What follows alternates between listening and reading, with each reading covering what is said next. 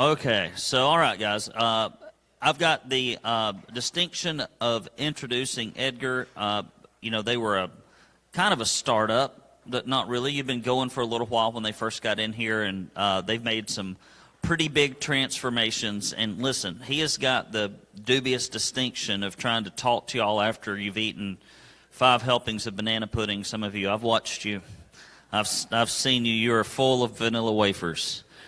And so you have to wake up for Edgar. Give him. It's hard. It's a hard slot. So you got to give him extra attention as he comes up here because he's got a lot of good stuff to share with you. Edgar, come on up, buddy.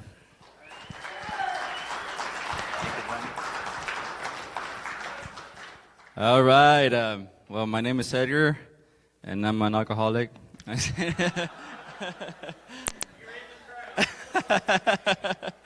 I'm just kidding. So my name is Edgar Trejo. Please say Trejo, not Trejo. I'm just kidding. I'm Hispanic. You have to pronounce that R. If you could, please. That would make me feel a lot better. Before anything else, I just want to take a moment to thank this guy right here for everything he has done in 10 years for all of our businesses. So come on, let's give him a hand.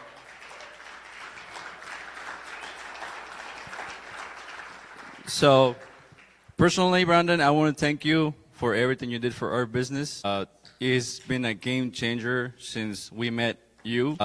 We just want to, you have no idea how much we appreciate you taking the time to listen to us and chew us up on that first call. That made all the difference for the rest of our business. So, thank you, Brandon. We're so grateful to have you. And 10 years is nothing for what's coming. So, it's great being here. So, like I said, my name is Edgar. I'm the co-owner of JTB Painting Services. Last year we did $1.3 million. So if you click the link, thank you.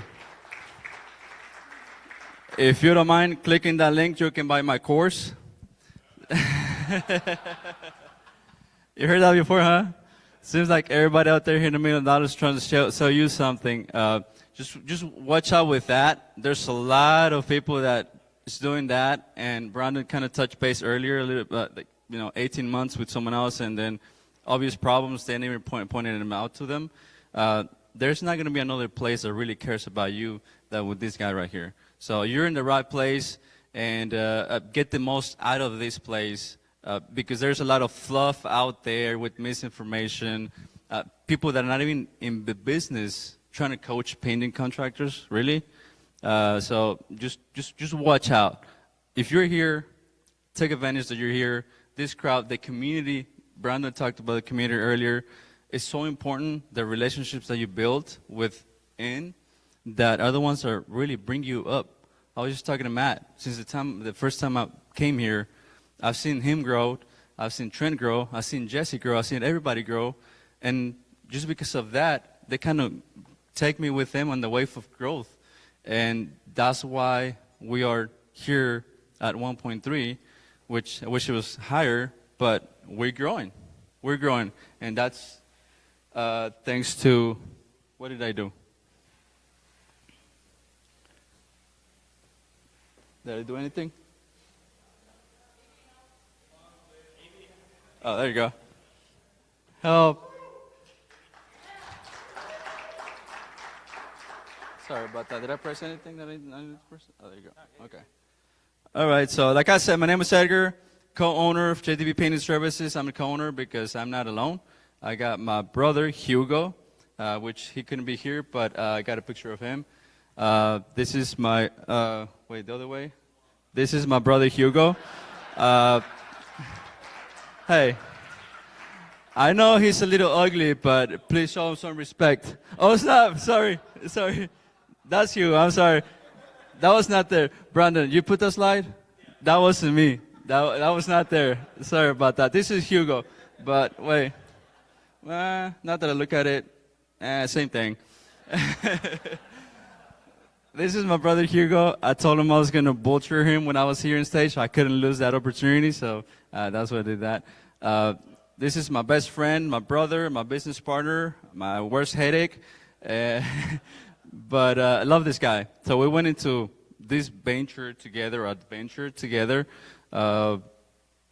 and it's been a challenge for both of us for when we come from. So I'm gonna show you a little bit of where we come from, my background, especially my background. He didn't went through these things too much, but just to show you what's possible.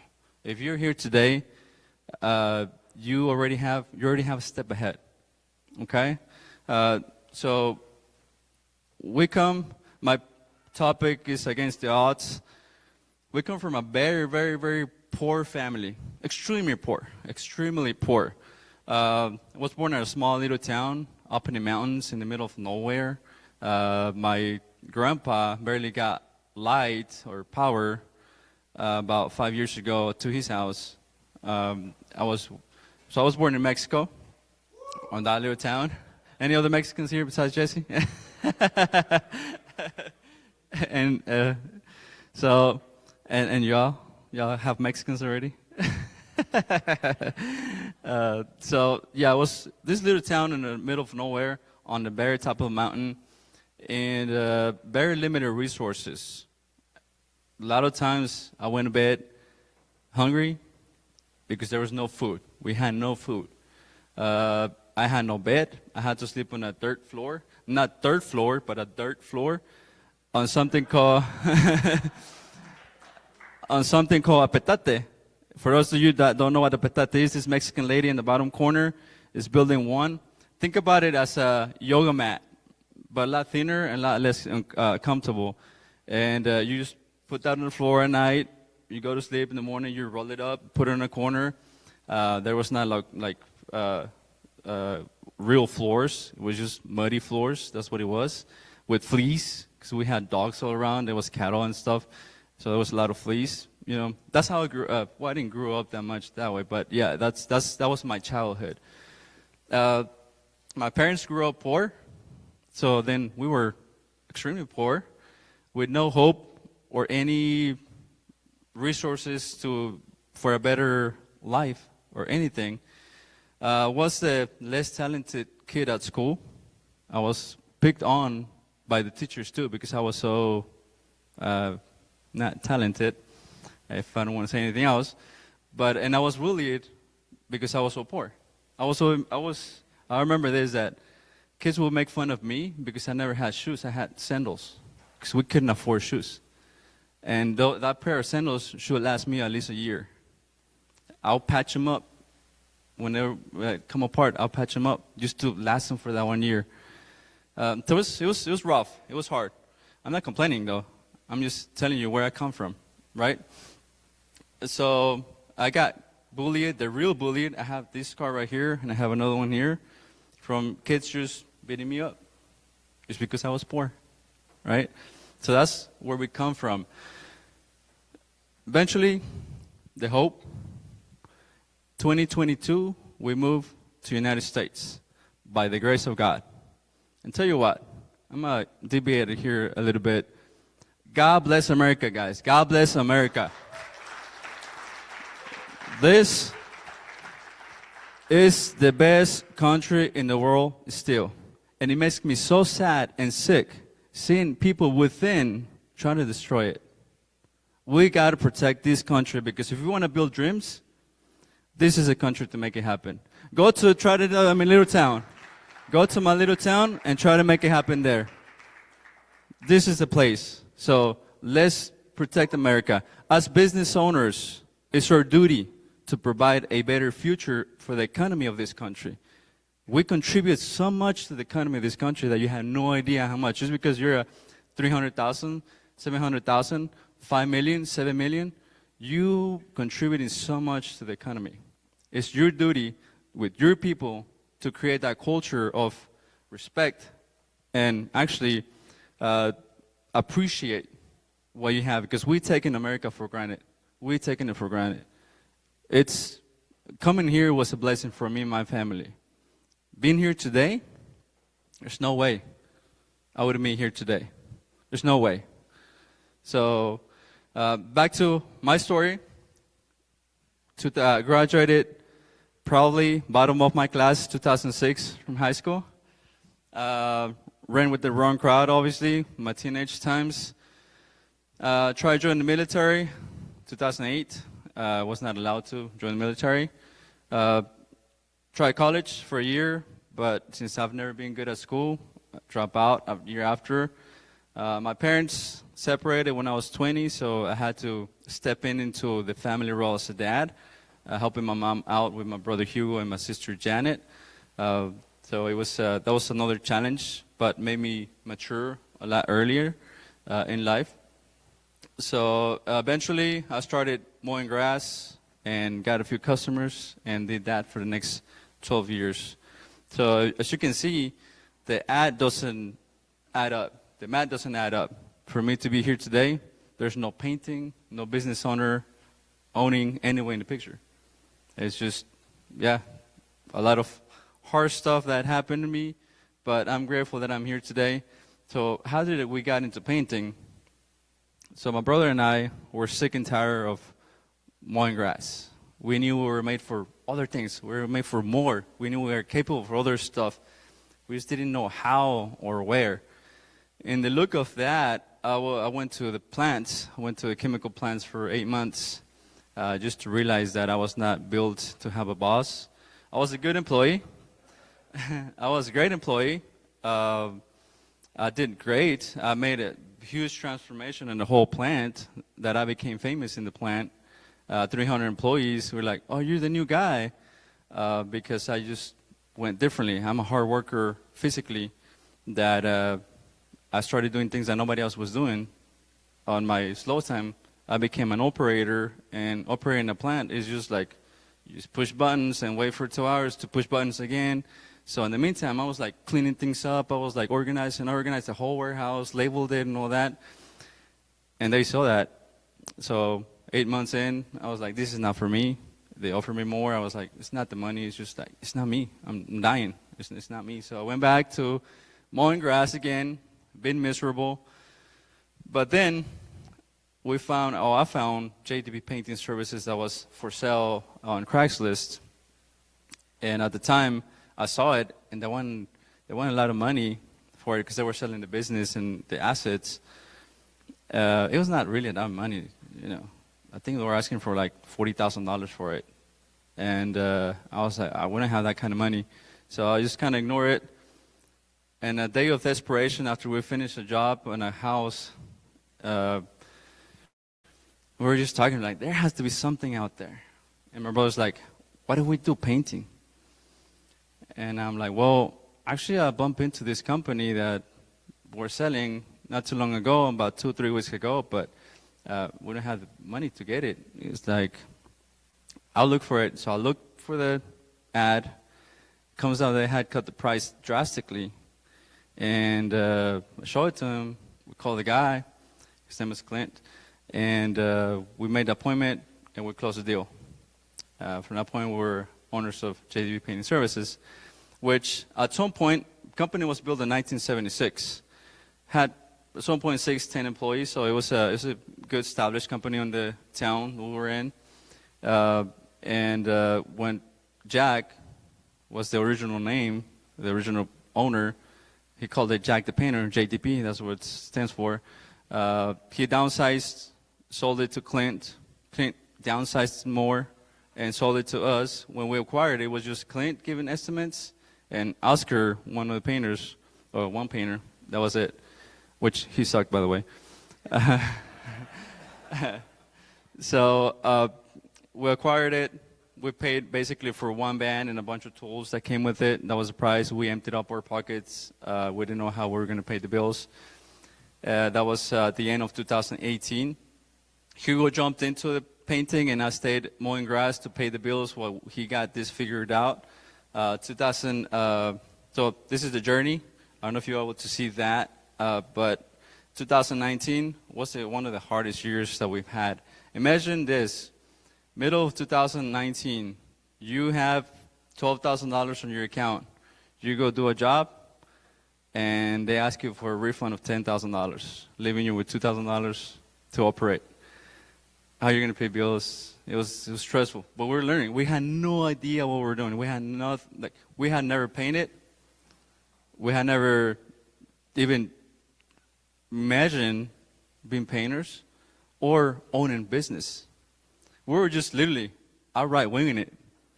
And we over 2019 we sold $105,000. 2020 we got some experience. Hugo immersed himself into like the processes and like the products and all that. So he learned all those things. And 2020 we did 216,000. 2021 422,000, and 2022 460,000. That's when we felt like we hit a ceiling. Like we're stretching out ourselves. We had no idea what we were doing. Like we grew up to 460,000, but we had no idea what we were doing.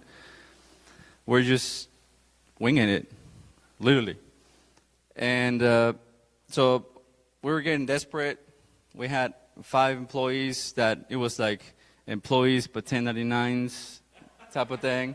Yeah, so like I said, we're just doing everything wrong. Everything that you think out there is possible to make wrong, we're doing it. So that's when we prayed to God. 2002, and so 2002 we prayed to God, and He sent us Brandon.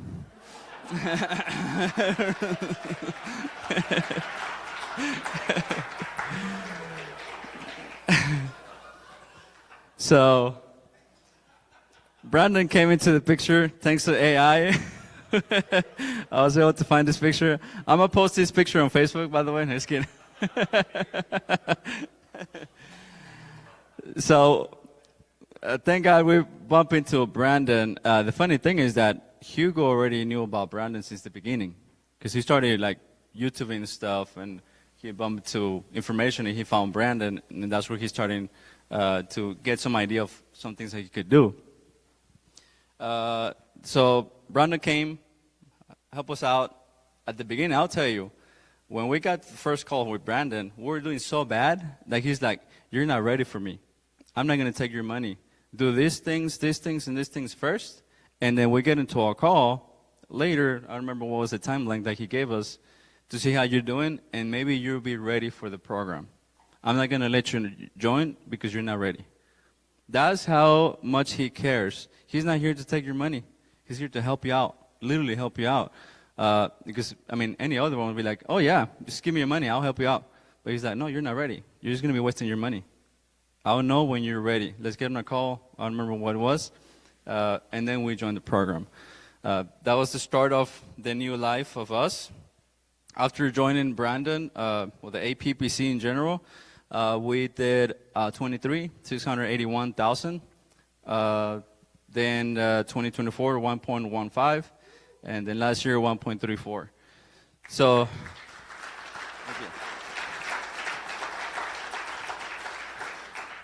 that has been the change of our company now after joining the APPC. But what really changed? So I'm going to show you some pictures of what's our new company. This is the new JTP. As you can see, there's many things that the first thing that really changed by implementing systems was the culture of the company, getting the right employees in place, and things that help our culture. Some of the things I'll mention some. We have contests and rewards. We have the JTP bucks, that little blue thing that you say that says JTP buck. Those are things that we give to the employees whenever they go out of their way to go do like a good deed, or they stop on the road to help someone out, or they're like, "You know what, this guy really killed himself today to just get it done." They come to us and they're like, "I want to request a JTP buck with this guy because he did this thing," so we give those away. That's what we give whenever they get 5-star reviews too. We have $5, $10, and $20 JTP bucks that they can redeem through our app, where they plug in and out through buying gift cards and stuff. So that's one way. Our Fajita Fridays, we have Fajita Fridays every quarter. The guys quit it early that Friday. Me and my brother cook for them when they get to the shop. We just have a good meal for the rest of the day. They get paid for the full day. That's another thing. Or crew leader meetings every Wednesday morning. I have a crew leader meeting with everybody. We go over jobs, analyze jobs. We do a little bit of personal development, and then takeaways. More training, more hands-on training. We've been able to do that. And one very important that we implemented last year that it's been a game changer is every Monday morning, we start the week with a prayer. So I think that's been very impactful for our culture. Some other things have changed in our new JTP, more involvement with the community, making impact on the community, making a difference out there. We are a family-oriented environment company, so those are my kids and Hugo's kids and our wives there. We want to keep it that way. So the way that we hire people is that they had to fit into the family-like environment. Not just any family-like environment, a true family-like environment. We've been able to give back to the community. That picture on top is we painted the fire department of a city called Kima for free. We painted that bottom one. You see that little yellow thing that we're carrying in there is a drawing that the kids at Ronald McDonald drew for us, just thanking us that we painted their facility for free too. That we have that in the lobby. It's very, very, very special to us. And we printed out our mission and vision that you see in the middle. On our lobby, we have our mission. There is a KPI board that shows the production KPIs, and then our vision on the other side. So everything is displayed in there for everybody to see. It impacts the culture. So this is the new us. So if I could tell you what had been the changes for us to get to this point, I'll go back to only 3 things. Of course, it's like a lot of little steps, but mainly it's 3 main things. Implementing systems for every aspect of the business. We don't have every aspect of the business under systems yet, but we're working on them. But every time we implement something, it moves the needle.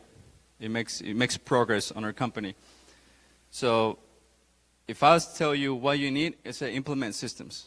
Whatever you're struggling right now, find a way to implement a system and besides that, have key performance indicators, KPIs, so you can collect that data and then make the changes or adjustments as you need. After we joined the APPC and meeting with all these people, we realized it's just a numbers game. That's what it became to us, a numbers game. How can I put a number on every single thing we do so we can track numbers, because people lies, but numbers don't, okay?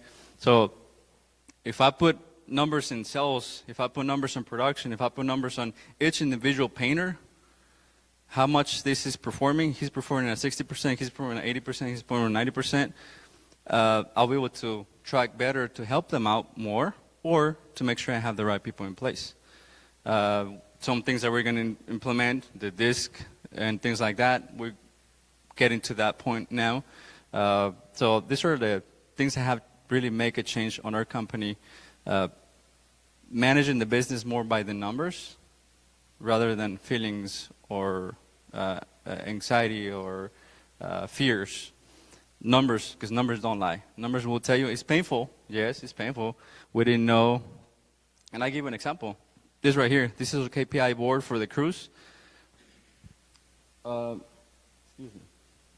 So this board, we have it displayed at our lobby. Everybody sees this board. You see it's team 1, 2, 3 through 10. Each team, this is the performance for each team. Okay? Before we display this, I knew we were not doing too well, and I was working on this chart to project it so I can see where my numbers were really, because I'm a very visual guy. I'm not a reader, but I can visualize things. And when I finished it finally, comes out that we were at 38%. The big number on the big graph should be 50%. That's our GP. Should be 50% or higher. We were at 38%. So going deep into it, I was like, okay, where am I? Where do I need to plug the holes that are leaking in my company? So team number 1 and team number 3, Jose and Edwin, those are they're new on on those teams.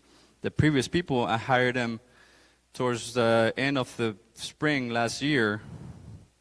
Those 2 guys as crew leaders, and since I was not keeping track of these things, I didn't know they were underperforming so bad.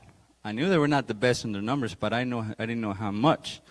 So team number 1 was at 36%, and team number 3 was at 32%. I didn't know that, bringing our overall gross profit to 38%. And kind of simultaneously, when I decided to display this on the board in the lobby and got these 2 new guys to take care of those 2 teams that were performing so badly, replace the other guys with those, the new guys, Edwin and Jose, they're like, that's embarrassing. They felt so ashamed of the numbers that they had on their team. It's like, I need to get those numbers up. So sure enough, they ended up 44% and 42%, I think. And then our GP went up to 45%. We ended up the year at 44% this past year. But I was not paying attention to the numbers early on the year that I could have plugged those in earlier. We'd probably be at 48% at least. But not knowing the numbers got me to that 44%. So what else is on this graph? I have projected hours versus actual hours. They should be more on the dark blue rather than the light blue. The other one on the other side, the blue is Google reviews versus callbacks per team. And a lot more information that we have if we scroll down. But those are the basics that we project for everybody to see. And it created such an impact on them that they look at those numbers and they don't want to see their numbers go too low. They want to keep them up. So once you display things and hold everybody accountable, everybody sees where they're at. They don't want to be ashamed. So it kind of encourages them to perform better or find ways to get those numbers up. So again, if you manage your business with numbers, you're able to predict better the future. This is what our future looks like. I can tell by going to the numbers in here. For this year, if we want to hit 1.8, we need probably about 1,000 leads, 21 leads per week. We're going to spend close to $100,000 on advertising because that's when it's all by the numbers. I need about 15 painters. When I go back, I was going to hire 5 more, but now it's going to be 6 because I think we're going to change some people after this weekend. Thanks for y'all.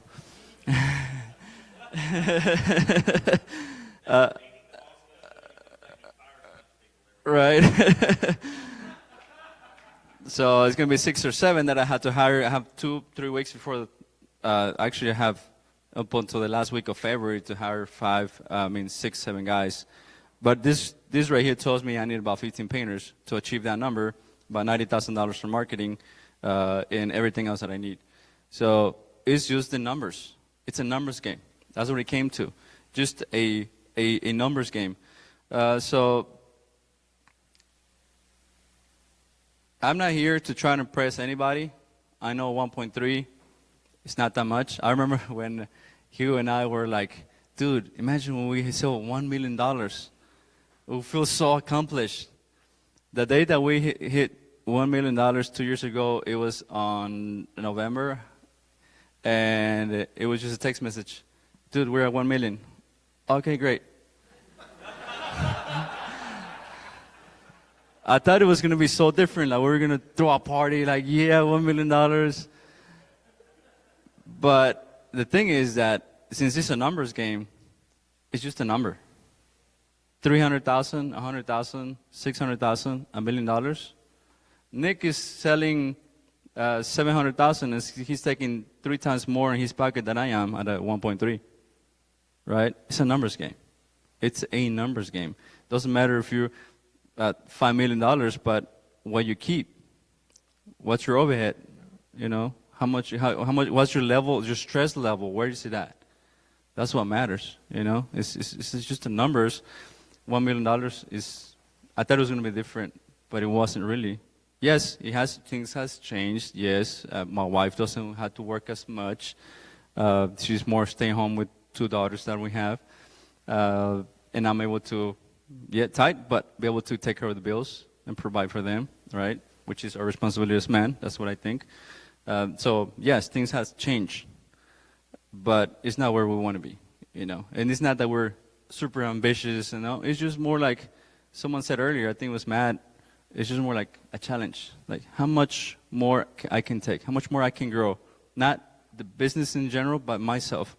You know, how big of issues I'm able to solve. Because as you grow, the issues that we had at 400,000 are not the same issues that we have at 1.3. I remember the first time I came to the APPC event in 2023. We were out there at the lobby. It was Trent, Jesse, it was, I think Matt, it was Jay Ross. These guys were literally laughing out loud of their mistakes. And I heard their mistakes they were making. I was like, dude, if I have one of those issues, I'll get a heart attack right now. Because I was not able to handle such a pressure. But once you grow, you're able to handle more stuff, fixing bigger issues. And that's where the growth is. It's not just a dollar amount, but you know how much you want to achieve personally. There's nothing wrong with being at 600,000, 500,000. If you want to be there, that's no problem. Nobody's forcing you to go to 1 million. In my case, I want to see how far I can get. I don't want to put a limit on it. This company is just a vehicle for us to do bigger things. So, has it been easy? No, it's not been easy. This is just the starting point for us, for myself, talking personally. This is my starting point for greater things, other bigger stuff, bigger adventures that I want to explore. So life is hard in general, but I had two choices. I had one choice to make out of two. Either I will continue with a hard life with limited resources, being poor, being broke, and or having a hard life with hope for a better future. So I chose, either one is going to be hard. Life is hard in general. There's no escaping that. If it was just a button, and yeah, I'm happy now, life is easy, life is hard, life is easy, life is hard, there would be no point for being alive. So I decided to, from two hard lives, I decided to choose this one instead of the miserable one that I come from. So I'm here. Well, we'll talk about that later. So resistance is what makes you stronger. I imagine being at the bench with Jesse. The more resistance you put to those muscles, the stronger you get, right? So same thing in business. The more resistance you're able to handle, the stronger you get, and the more you're able to handle. You know, you grow to this point, now you grow yourself more to this point, so you can handle more. All those things from my past still hunt me down. It's something I had to carry with me all my life, I'm thinking, because I still have. Why we didn't contact Brandon sooner? Because our limited mind told us it's going to cost you money. You don't have the money. That was our limited mind. So we procrastinated for 3 years before we finally got in touch with this guy. We'd probably be at a different level right now if we had gotten in touch with him sooner. But our limited mind from the poor mentality that we carried with us was telling us something different, and we listened to that dumb voice. We listened to that for 3 years. So now my why is bigger, is greater than anything else. So one thing that if you don't know where you want to take your business to, or what level you want to get to, or what fits you to what your lifestyle is, you have to find out why. What's your why? This is our why. Our why is our beautiful families. My family is on top. Catherine and Lisette are my two daughters, my beautiful wife, Diana. Hugo's wife at the bottom, Marcela, his wife. Gabriel, the only grandkid in the family out of 8, 9 now. And Sofia and Mariana, which, as you can tell, she's about a pup. Hugo's wife is about to have a baby. That's why he's not here today. He's doing maybe a couple weeks or so. So if you can keep him in the prayers. But this is our why. What's your why? Think about what your why is. What motivates you to go to the next level? You're stuck at 500,000 for the past 2 years. What is your why? maybe you don't have a clear enough why. That's why you don't put the effort. You feel like you're struggling, but you don't put the effort enough to get clarity to push yourself to that. Push yourself to the fire. Maybe you're on the edge of the fire, but you're scared to take the step into the fire, but you don't know the fresh water is right across that fire. Maybe your why is not strong enough for you to go through it. So what's your why? Me and my brother have a mission. This is the way we take it. We have a mission to break the chains for generational, mystery that we have carried. Because my grandpa was the same, my dad was the same, my mom and my dad, grandparents were the same, my parents were the same. We grew up the same. So I feel like in our family, it's my duty and Hugo's duty through business to change, rewrite the history of our family, the Trejos family. And that's what we're here for.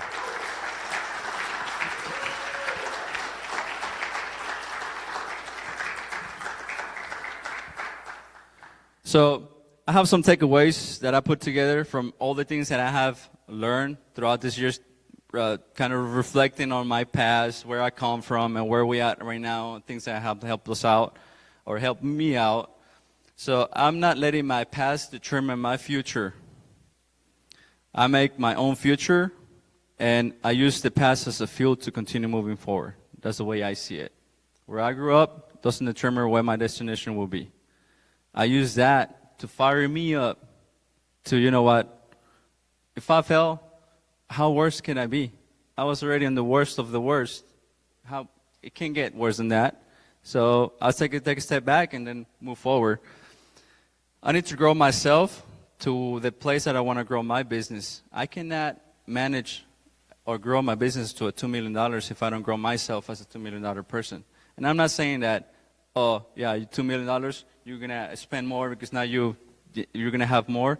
No, it's more like what knowledge, behaviors you're going to have to learn, what things you're going to change in your life, on your day-to-day, that what are the actions that a $2 million person does that you're going to have to start learning?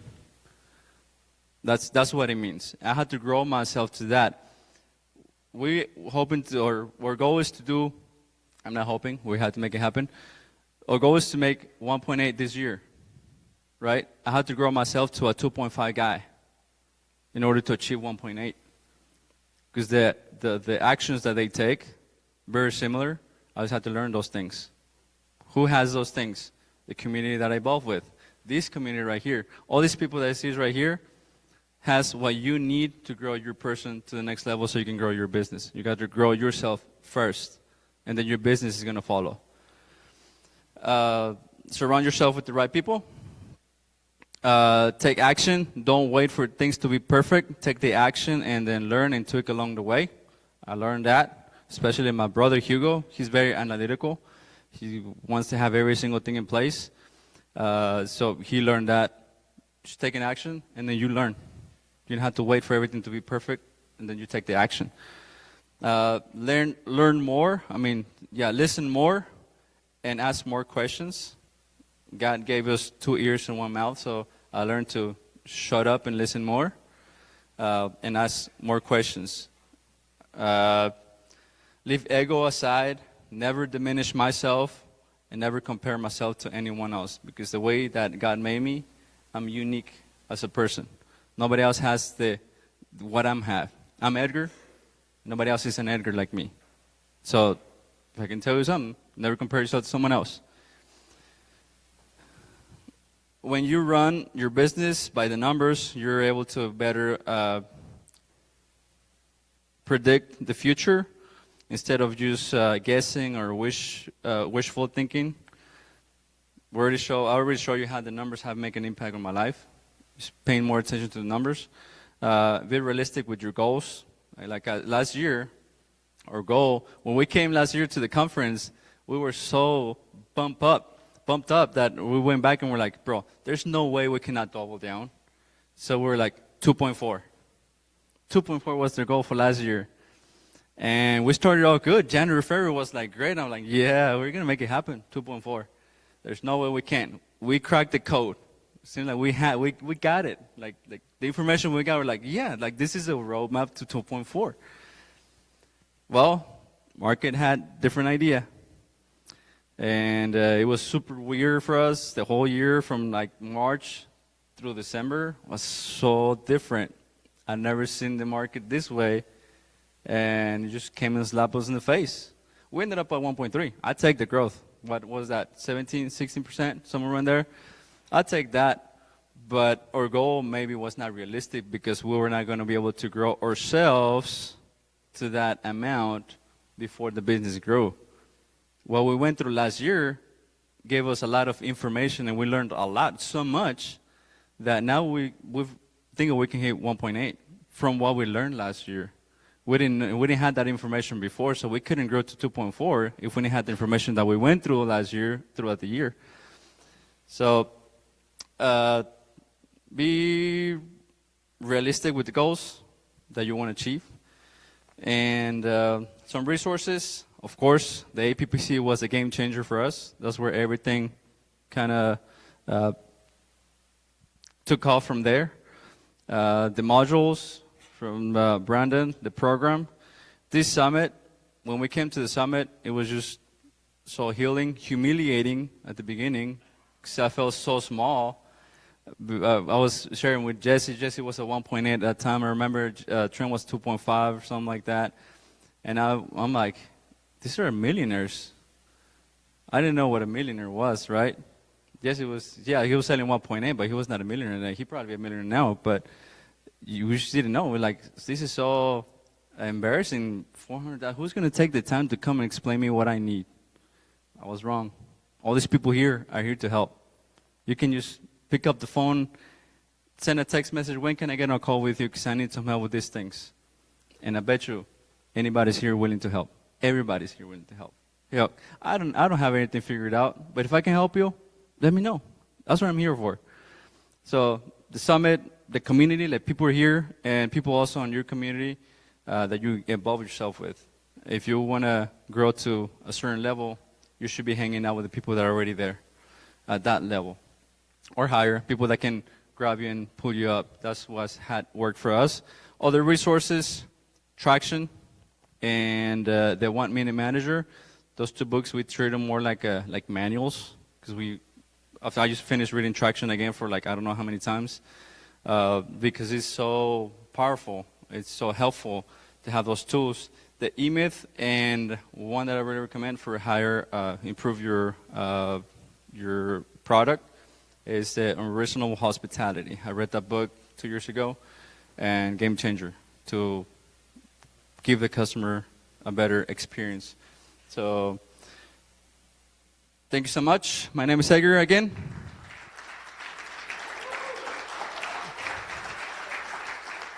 That's my information. If there's anything I can do to serve you, please let me know. That's my phone number and my email. Questions for Edgar. Great work, buddy. I have no doubt that in a short period of time, you're already a leader in the industry just by what you've done, but I think you'll be able to inspire and motivate people. I don't even think you need to go to that Toastmasters class, to be frank with you. I think you do just fine like you are. You might get too good. You get a big head. Go ahead, sir. Edgar, that's amazing.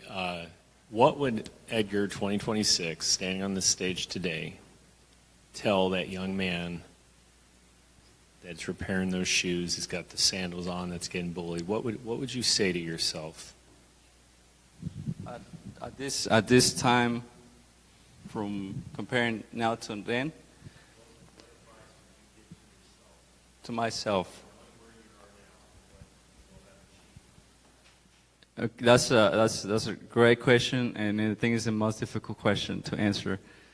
But thinking back, the only thing that will get me through to what I did is I just went to the surface, but there's a lot more deep into mentally and like more stuff that I went through that I'm not yet ready to share with public, right? But I just know that there's a God that can help you out. I'm a believer, and the only thing that got me through those things is just the hope, the faith for a greater being for a better future. I knew there was one. Just didn't know where was it, right? Because you can't. It's hard to see it when you're there, but just know that there's a better future. Don't give up. Like don't let those things. I probably wouldn't be alive now, but don't let those things kill you or take you even deeper. Because I could easily fall into the wrong crowd, like blaming that and build a different bad future on drugs or anything else. Because I was there, but just having the hope that there's a better future. Don't get yourself in the worst position, because good things are coming.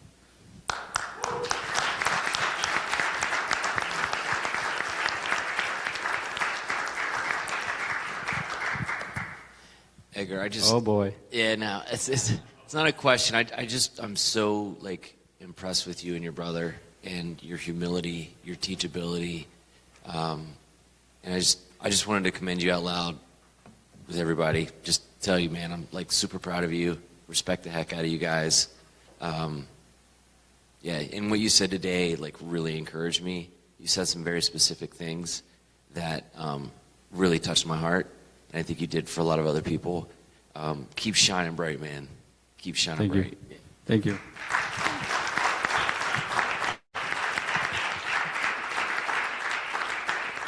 One thing I want to go over to right quick. You're no average, because God created no average. Your greatness, you have greatness in you that you're capable of so much that you don't even realize. You don't even realize. If I'm here today, shoot, look at you. What can you do? If I was able to make it here, how far can you go? You know what I'm saying? I'm not comparing myself to you, but look at where I come from with no hope. But then you're here. You're already a step ahead. You're already a step ahead. So you already took the first step.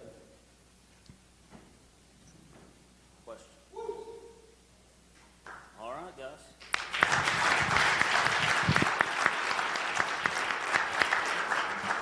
If anybody wants to see the JTP books, I brought a couple. I also have some material that we use that has helped our company improve our culture and like that. If you want to take a look at that, I'll be over there.